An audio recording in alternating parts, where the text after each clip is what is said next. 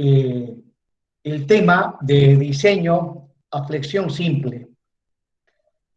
Y pues la clase anterior habíamos deducido las ecuaciones de equilibrio y la ecuación de compatibilidad de las deformaciones, y también lo que hicimos es, en base a las ecuaciones absolutas, habíamos obtenido las ecuaciones adimensionales para el diseño a flexión simple.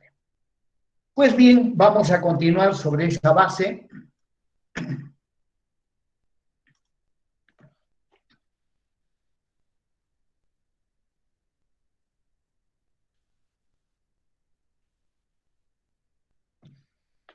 Bien, empezaremos viendo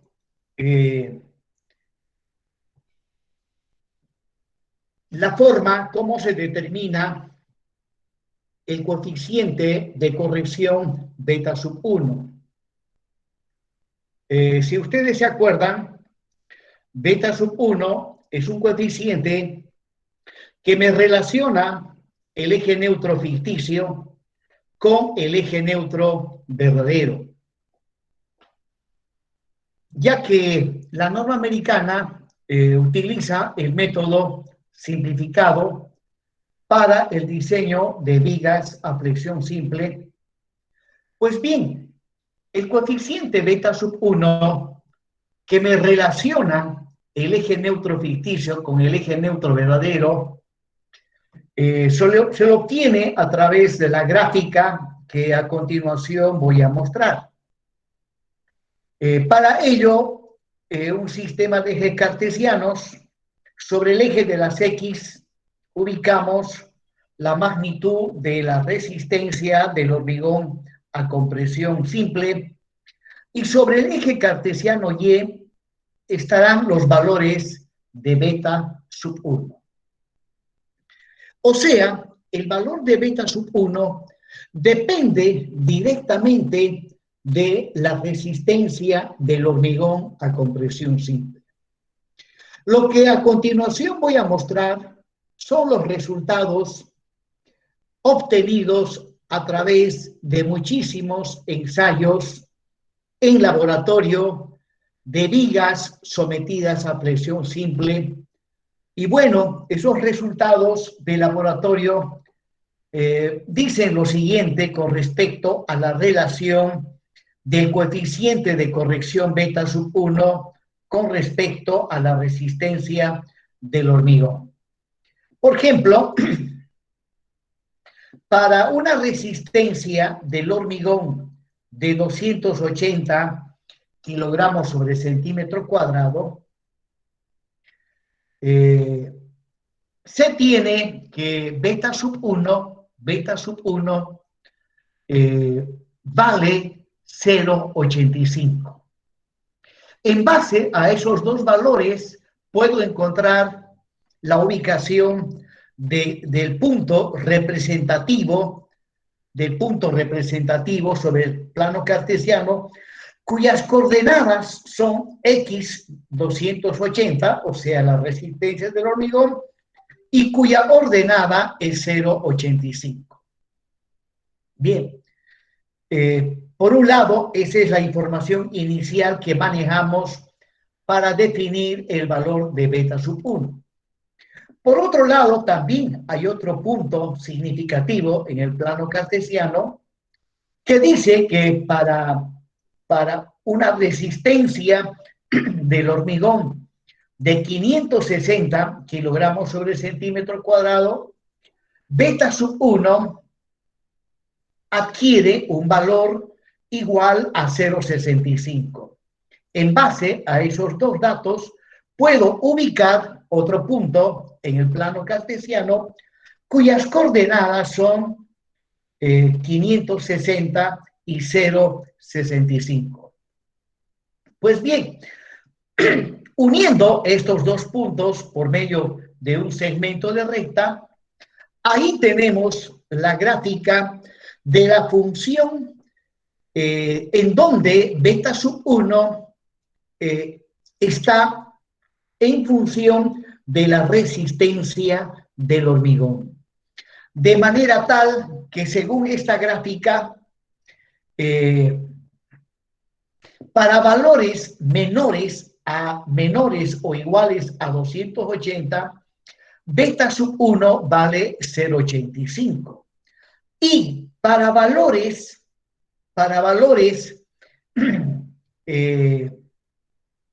mayor o igual a 560, para valores mayor o igual a 560, beta sub 1 vale 0,65. Es más, el valor de beta sub 1 igual a 0,85 se utiliza para hormigones cuya resistencia está entre 170 y 280. O sea, si la resistencia del hormigón está entre 170 y 280, pues beta sub 1 vale 0,85. Y luego, para resistencias del hormigón entre 280 y 560, pues beta sub 1 se obtiene a través de esta línea recta inclinada. De manera tal que si yo tengo una cierta resistencia de hormigón, inmediatamente utilizando la gráfica inclinada, la línea recta inclinada, voy y determino el valor de beta sub 1. O sea, para calcular beta sub 1 utilizamos la gráfica de la línea recta que une el punto A con el punto C. Bueno, he hecho una descripción gráfica de cómo se determina beta sub 1 en función de la resistencia del hormigón. Obviamente, todo esto también lo podemos plantear mediante ecuaciones analíticas, como a continuación lo voy a hacer, ¿no? Por ejemplo, como dije hace un momento, si la resistencia del hormigón está entre 170 y 280, pues beta sub 1 es una constante y vale 0,85. Eso es lo que dice esta gráfica. Luego, para valores de la resistencia del hormigón entre 280 y 560, el valor de beta sub 1 se obtiene a través del segmento de recta que une el punto A con el punto C. Y ese segmento de recta pues tiene su ecuación analítica y esa ecuación analítica es la siguiente. Ahí está beta sub 1 dado por la ecuación de una línea recta donde se puede observar que beta sub 1 está en función de la resistencia del hormigón. Y finalmente, para resistencias del hormigón a compresión simple mayor a 560, la gráfica me dice que beta sub 1 es una constante y vale 0,65. Pues bien, acá están las especificaciones para definir el valor de beta sub 1 cuando aplicamos el método simplificado de diseño de vigas sometidas a flexión simple. Bien, a continuación vamos a ver los diagramas tensión, deformación del hormigón. El diagrama tensión, deformación del hormigón, el diagrama real o el diagrama verdadero, ¿no? Cuando tenemos una viga en volado sometido a un momento flector, el diagrama de momentos flectores es totalmente curvilíneo, ¿no? Donde la letra C representa la variable que me da la posición del eje neutro. Eso para cuando tenemos un elemento sometido a flexión simple y el momento flector es positivo. Resulta que en la práctica utilizamos diagramas simplificados. No se trabaja con el diagrama real porque las formulaciones matemáticas se harían demasiado complejas. De ahí que se hacen algunas simplificaciones. Entonces, en vez de trabajar con el diagrama real, trabajamos con diagramas simplificados. Uno de esos diagramas simplificados es el diagrama denominado parábola rectángulo, en donde si a una viga en volado le aplicamos un momento flector positivo, observaremos que el diagrama de tensiones de compresión está formado inicialmente por una curva parabólica de segundo grado y luego viene un tramo rectilíneo.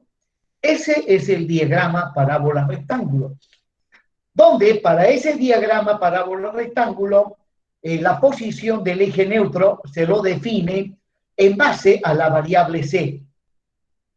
Luego, otro diagrama simplificado es el diagrama denominado diagrama rectangular, donde en este caso, si la viga es sometido a un momento flector positivo, este diagrama simplificado asume que el diagrama de tensiones de compresión en el hormigón son uniformes y constantes hasta donde se encuentra ubicado el eje neutro. En este último caso, en el diagrama rectangular, sí o sí tenemos que trabajar con el eje neutro ficticio.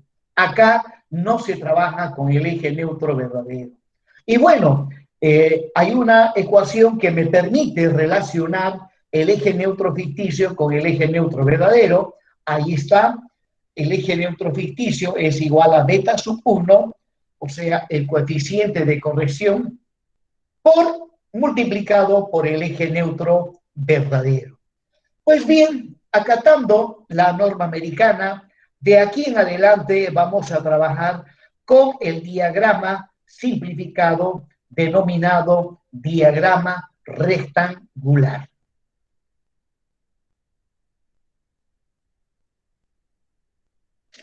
Bien, continuemos ahora viendo algunos detalles.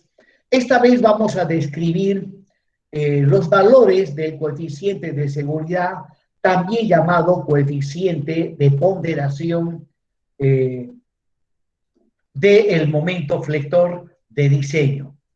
Bien, la norma americana nos indica que el coeficiente de ponderación phi ha de estar en función de la deformación de la armadura traccionada, donde sobre el eje de las X colocamos la deformación de la armadura traccionada y sobre el eje de las Y los valores del coeficiente de ponderación phi.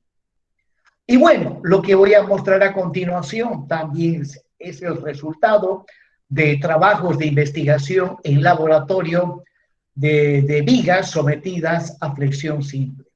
Y bueno, los puntos significativos de los resultados que se han obtenido en laboratorio son que para una deformación del hormigón igual a la deformación de fluencia, el coeficiente phi de ponderación vale 0,65.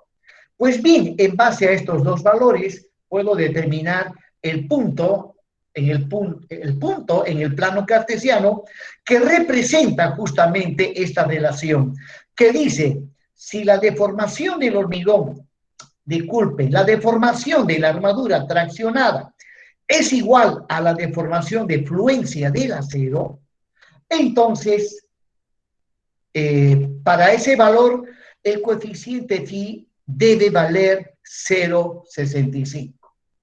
Luego también tenemos la siguiente información. Para una deformación de la armadura traccionada igual a 0,05, o sea, 0,005, o sea, 5 por 1000, sobre el eje de las 10, phi debe valer 0,9. O sea, en base a esos dos valores, defino la ubicación del punto cuyas coordenadas son 0,005 y 0,9. Por lo tanto, si el alargamiento del hormigón es igual a 0,05, entonces, pues, el coeficiente de ponderación phi vale 0,9. Ahora, para valores intermedios de la deformación de la armadura traccionada que estén entre la deformación de fluencia del acero y esta deformación del 5 por mil, ¿ya? Para valores intermedios, el valor del coeficiente de ponderación lo definimos a través de esta línea inclinada que une los puntos A y B. De manera tal que, según esta gráfica, para deformaciones de la armadura traccionada mayor o igual a 0.005, phi es una constante, vale 0,9. Y para valores de la deformación de la armadura traccionada menor o igual a E sub y, el coeficiente de ponderación phi vale 0,65. Es una constante. Y luego, para valores intermedios entre E sub y 5 por mil, qué sé yo, para un valor E sub S1 cualquiera, el valor del coeficiente de ponderación lo determinamos a través de esta gráfica y ahí vamos a poder encontrar el valor de phi. Bueno, lo que estoy mostrando en esta gráfica también lo podemos expresar utilizando el lenguaje de las matemáticas. Empleando el lenguaje de las matemáticas, ¿no? Diremos que si el alargamiento de la armadura traccionada es mayor o igual a 0.005, pues entonces el coeficiente de ponderación phi vale 0,9 y es una constante. Eso por un lado. Por otro lado, para valores del alargamiento del hormigón que estén entre E sub y 0.05, el coeficiente de ponderación se obtiene a través de esta línea inclinada. Y la ecuación analítica de esta línea inclinada está dado por esa expresión, donde el coeficiente de ponderación está en función de la deformación de fluencia del acero y del alargamiento que sufre la armadura traccionada. Y finalmente, si el alargamiento de la armadura traccionada es menor a E sub y, pues en ese caso el coeficiente de ponderación vale 0,65 y es una constante. Bien, esto lo he extraído de la norma ASIC del año 2008 y bueno, pues ahí está la ecuacioncita de Robert Hooke, que dice que las tensiones en el acero es igual al módulo de elasticidad del acero por la deformación específica del acero. De ahí yo puedo despejar la deformación específica del acero, que es igual pues a la tensión dividido el módulo de elasticidad del acero. Ahora, si la tensión en el acero es igual a la tensión de fluencia, o bien, si el alargamiento de la armadura traccionada es mayor o igual a la deformación de fluencia del acero, entonces la tensión es igual a F sub y. Esto está en la hipótesis número 4 del método de los estados límites últimos o método por resistencia. Bien, si la tensión de fluencia del acero vale 4200, entonces inmediatamente yo puedo calcular la deformación de fluencia, que es igual a la tensión de fluencia dividido el módulo de elasticidad del acero. Bueno, resulta que si reemplazamos valores, la tensión de fluencia 4200, el módulo de elasticidad longitudinal del acero es 2.100.000 kilogramos sobre centímetro cuadrado. Reemplazando y simplificando, vamos a obtener este valor, que la deformación de fluencia del acero para un acero cuya tensión de fluencia vale 4200 su deformación de fluencia es 2 por 1000. Ahora, para un acero cuya tensión de fluencia es 5000, utilizando esta misma expresión, vamos a obtener que la deformación de fluencia de un acero cuya tensión de fluencia es 5000 vale 2,38 por 1000. Bueno, los aceros que hay en nuestro medio, o las importadoras como Monterrey, Las Lomas, y hay varias importadoras, todas ellas mayormente traen aceros cuya tensión de fluencia vale 5000. 5000. Por lo tanto, para un acero cuya tensión de fluencia es 5000, su deformación de fluencia vale 2,38 por 10. Entonces, esta información se utiliza principalmente en el diseño de vigas que trabajan a flexión simple. Sin embargo, cuando diseñamos columnas, la norma americana dice que sea cual fuese el acero, la tensión máxima de fluencia cuando se diseña columnas tiene que ser 4200. Bueno, entonces, si yo tengo un acero de 5000, ese 5000 es plenamente válido si estoy diseñando una viga. Pero si con el mismo acero voy a hacer el diseño de una columna, entonces, en el caso de columnas, no se trabaja con 5000, se trabaja con 4200. Y por lo tanto, para una tensión de fluencia de 4200, la deformación de fluencia del acero es 2 por 1000. Bueno, de repente alguien me puede decir, si yo tengo un acero de 5000,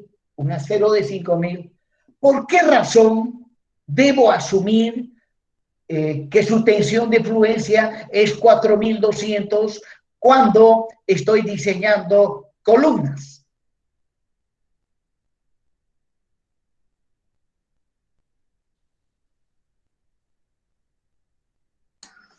Quizás debido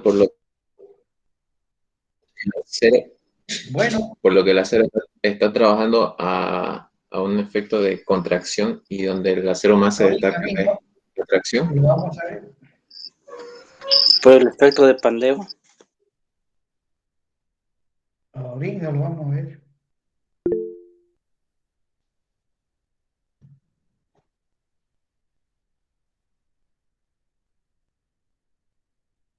En el caso de vigas que trabajan a flexión simple, esto ya lo hemos visto, lo voy a volver a repetir. Ahí tengo una viga, sus armaduras,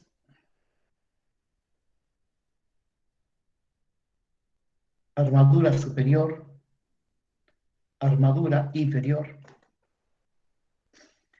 Asumo que este extremo está empotrado.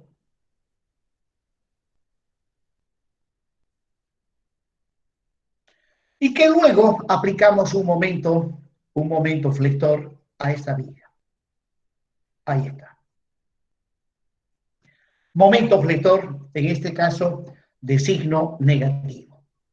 Entonces, aplicando la hipótesis de Bernoulli, que dice que las secciones planas se deforman manteniéndose planas hasta la rotura.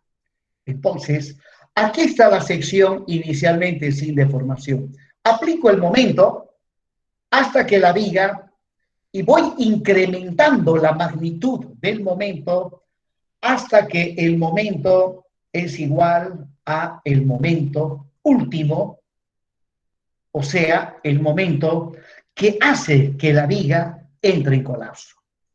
Por lo tanto, su plano de rotura aproximadamente ha de ser el siguiente. Ahí está, ¿no? El eje neutro pasa justamente por acá, en la intersección del plano sin deformar con el plano deformado. De acá para arriba está traccionado. Por lo tanto, esta es la armadura A sub S1. Del eje neutro para abajo, en este caso, está comprimido. Por lo tanto, la armadura comprimida está acá abajo. Bien. Entonces, de la posición del eje neutro para arriba, todo traccionado, para abajo, todo comprimido. Y si M, o sea, el momento, es el momento último, y el diseño ha sido hecho respetando los requisitos de diseño dúctil y diseño económico, entonces significa que la armadura traccionada ha de experimentar un alargamiento. El hormigón que está comprimido abajo ha de experimentar un aplastamiento. Un aplastamiento.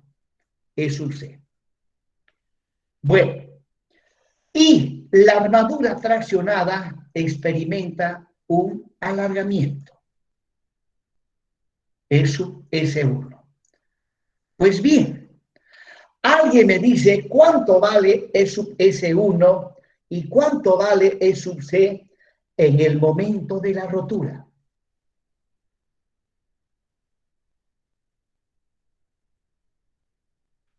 En el instante en que la viga entra en colapso. ¿Cuánto vale E sub S1, o sea, el alargamiento de la armadura traccionada y el aplastamiento del hormigón en la zona comprimida? El, 2 por 1000 y 3 por 1000, ingeniero. el aplastamiento sería de 2 por 1000, ¿no? Y el alargamiento del acero sería de 10 por 1000. ¿O no? Bueno, les comento que les he hecho una pregunta capciosa. Aprovechando la ignorancia que ustedes tienen aún todavía en cuanto a los conceptos y aprovechando que todavía parece que no están estudiando fuerte y duro, pues les hice una pregunta capciosa. O sea, les he tomado el pelo. Ya que a la pregunta que yo les he planteado, ¿no? ¿Cuánto vale el alargamiento de la armadura traccionada y el aplastamiento del hormigón en el momento de la rotura? La respuesta es, depende en qué dominio esté ubicado el plano de rotura. O bien, depende de la magnitud del momento flector. Es más, la respuesta a la pregunta planteada se la responde mucho mejor si trabajamos con el momento flector reducido. Recuerden que el momento flector reducido es igual al momento último,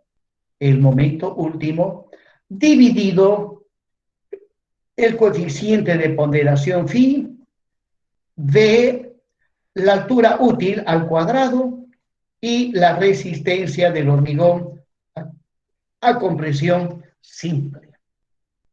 Bueno, entonces depende en qué dominio esté ubicado el plano de rotura. Si me dicen que el plano de rotura está en dominio 2, ahí sí puedo ya dar la respuesta. La rotura se ha de producir debido a que la armadura traccionada alcanza una deformación del 10 por 1000. Por eso va a romper, ya que al alcanzar un alargamiento del 10 por 1000, el hormigón se desprende de las barras de acero y luego todo se viene abajo. Y para este dominio, ¿qué podemos decir del aplastamiento del hormigón? Varía entre 0 y 3 por 1000. Luego, si el plano de rotura queda ubicado en dominio 3, Bueno, pero esto ya lo hemos visto. Y si me pongo a repasar, nunca voy a terminar el programa analítico. Ese es el problema. Ya el programa analítico de las materias de hormigón realmente es extenso. Bueno, entonces, dependiendo del dominio donde quede ubicado la rotura, ya voy a poder decir la causa por la cual la viga entra en colapso. Pues bien, para determinar la deformación de fluencia del acero, ¿no?, es igual a la tensión de fluencia del acero dividido entre el módulo de elasticidad del acero. Y la pregunta era, ¿por qué en columnas, en lugar de trabajar con la tensión de fluencia de 5000, trabajamos con una tensión de fluencia igual a 4200? Bueno, para responder a esa pregunta, también ya vimos los conceptos, ¿no? Ya vimos cómo funcionan los elementos que trabajan a compresión. Ahí estoy mostrando un elemento, el cual, o sea, desde luego es un elemento de hormigón armado, lleva barras de acero en un extremo, barras de acero en el otro extremo, y las columnas se caracterizan principalmente porque se encuentran sometidas a grandes cargas de compresión. Entonces, una columna que principalmente está sometida a compresión, en el momento de la rotura, el esfuerzo normal de compresión es igual al esfuerzo normal último. Bueno, y sabemos que ya hemos visto esto, la hipótesis número 2 del método de los estados límites últimos, en columnas, ya en el caso de que esté sometido a compresión simple, la columna ha de experimentar un aplastamiento. Toda la sección transversal experimenta un aplastamiento. ¿Y cuando llega al colapso? Cuando ese aplastamiento llega al 2 por 1000, ese aplastamiento llega al 2 por 1000, la columna entra en colapso. O sea, tanto el hormigón como las armaduras experimentan el mismo aplastamiento. Y cuando ese aplastamiento llega al 2 por 1000, o sea, a 0,002, la columna entra en colapso.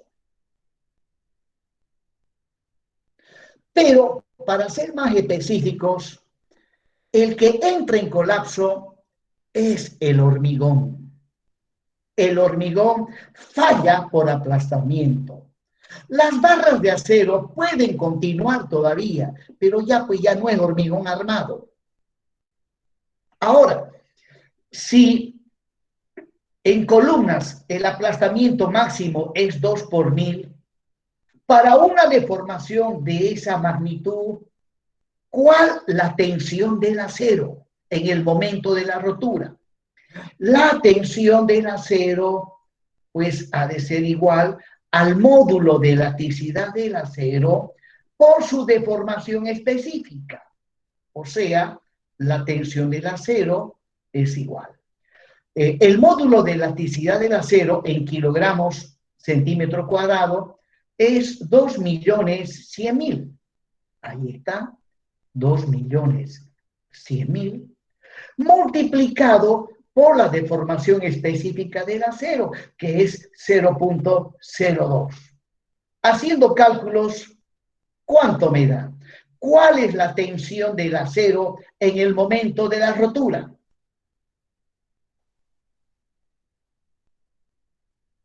4200. 4200. 4.200. En el momento de la rotura, el acero se encuentra sometido a una tensión de 4.200 kilos sobre centímetro cuadrado. Por eso, cuando se diseña columnas, por más que me digan que el acero tiene una tensión de fluencia de 5.000, pues sería totalmente erróneo que yo esté asumiendo que el acero ha de trabajar a una tensión de 5.000 en una columna. No, ha de trabajar máximo a 4.200.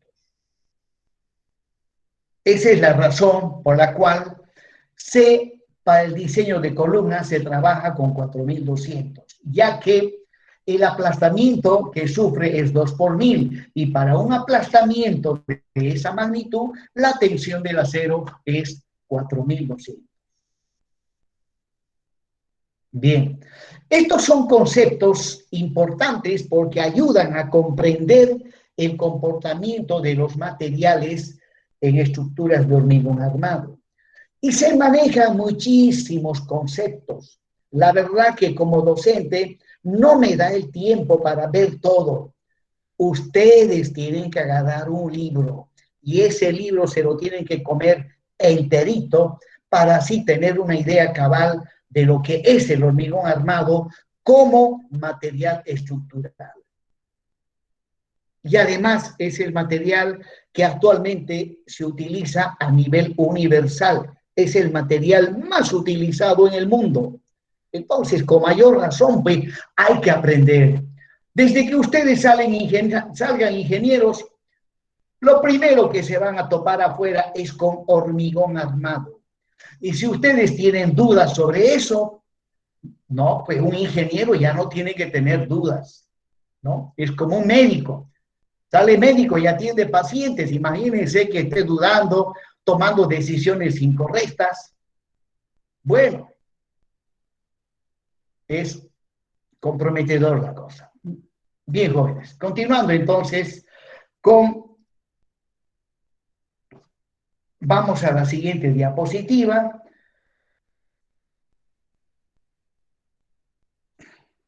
Bien, ahí estoy mostrándoles las ecuaciones generales adimensionales para el diseño a flexión simple. Estas ecuaciones las hemos deducido paso a paso la clase anterior, donde en estas ecuaciones, pues, épsilon representa el eje neutro relativo. Desde luego, el eje neutro relativo ficticio, ya que está en función de A. A, recuerden, es el eje neutro ficticio. Omega S1 es la cuantía mecánica de la armadura traccionada. Resulta que de aquí en adelante ya no voy a trabajar con A sub S1, trabajaremos con la cuantía mecánica de la armadura traccionada. De igual manera, ya no vamos a trabajar con el momento último, sino con el momento flector reducido, mu sub U. Bueno, las normas en la actualidad exigen que el diseño de vigas se realice bajo las condiciones de que la viga, una vez construida, debe tener un comportamiento dúctil. Y además también el diseño tiene que ser económico. Bueno, esta nueva filosofía que se aplica al diseño de vigas es bastante nueva, hasta hace unos 5 años atrás, los conceptos que se aplicaban para diseñar vigas eran muy, muy diferentes. Y el libro de Nilsson aún todavía menciona los conceptos que antes se aplicaban al diseño de vigas. Uno de los conceptos que se utilizaba para diseñar vigas era el diseño balanceado. ¿Ya? ¿Cuándo se dice que el diseño es balanceado? Cuando el aplastamiento del hormigón vale 3 por 1000 y el alargamiento de la armadura traccionada es igual a la deformación de fluencia del acero. A eso se le denominaba el diseño balanceado. Y en función del diseño balanceado se hacía el diseño de vigas. Eso ya pasó a la historia. Actualmente el criterio es diseño dúctil y económico. Pues bien, para que el diseño sea dúctil, el requisito principal es que el alargamiento de la armadura traccionada siempre tiene que ser mayor o igual al 5 por 1000. La norma europea discrepa con respecto a este valor. Para la norma europea dice que el diseño es dúctil cuando el alargamiento de la armadura traccionada es mayor o igual a 0.0042, o sea, 4,2 por 1000.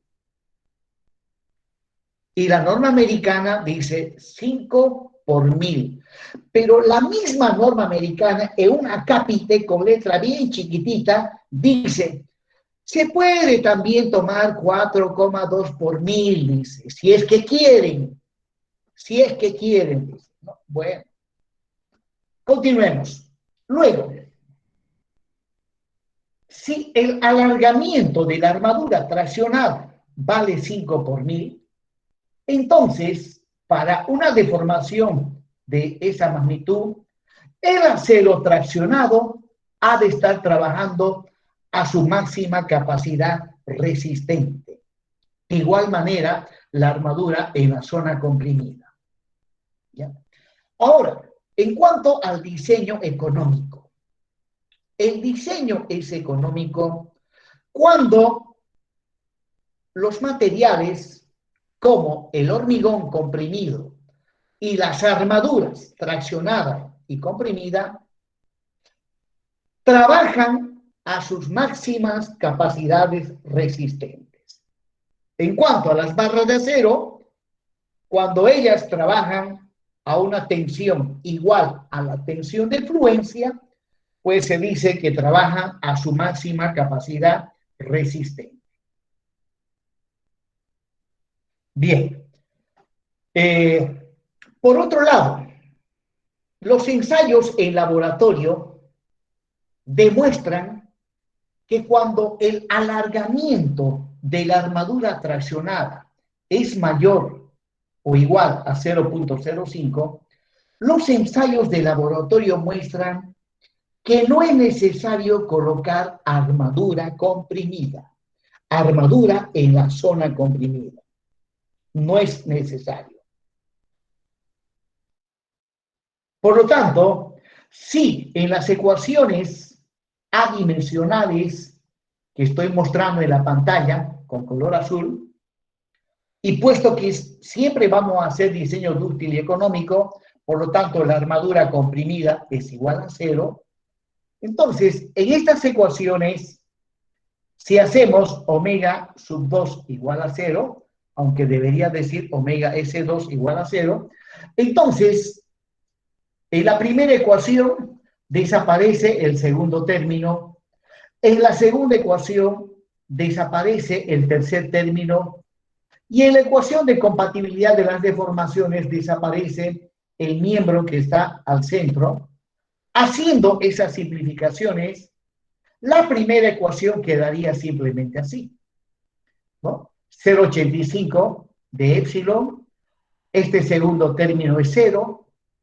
Y como estoy haciendo diseño dúctil y económico, sigma S1 es igual a la tensión de fluencia, que se simplifica con la tensión de fluencia de abajo, y queda solamente omega sub S1 igual a 0. Simplificando en la segunda ecuación, voy a llegar a esa expresión. Y finalmente, simplificando la tercera ecuación, llego a esa expresión. Entonces, ahí están las tres ecuaciones para el diseño dúctil y económico, donde, como podrán observar en estas últimas tres ecuaciones, ya no interviene la armadura comprimida, ya que el diseño dúctil y económico no interviene la armadura comprimida, ya que no es necesario colocar armadura, pues el hormigón y la armadura traccionada es suficiente para soportar los momentos flectores a los cuales son sometidas las vigas. Bien, jóvenes, les comento que esto lo vamos a dejar ahí. Tenemos clases el día viernes y el viernes vamos a concluir esta partecita. Recomiendo que vayan estudiando. El día viernes durante 1 hora, voy a hacer preguntas teóricas de todo lo avanzado hasta la fecha. Así que recuerden que la participación en clases tiene una ponderación del 25%, es una ponderación bastante alta, así que estudien para poder responder a las preguntas que voy a plantear el día viernes. Y siempre pregunto sobre algo que ya he enseñado, sobre algo que sí lo hemos visto, ¿no? Aunque la verdad que estamos en una universidad, y en una universidad, pues, al estudiante se le da el programa analítico y el estudiante tendría que agarrar libros y estudiar por su cuenta. Y venir al aula y decir, ingeniero, yo vi tal libro y en tal libro dice esto, quiero que me explique por qué dice esto. Además, ese libro no dice lo que usted dice. O sea, ahí pues sería interesante llegar a un debate de esa naturaleza. Nuestro nivel académico se llegaría a elevar considerablemente. Bien, jóvenes. Entonces, me van a disculpar que me estoy retirando un poco temprano. Ya, nos vemos el día viernes.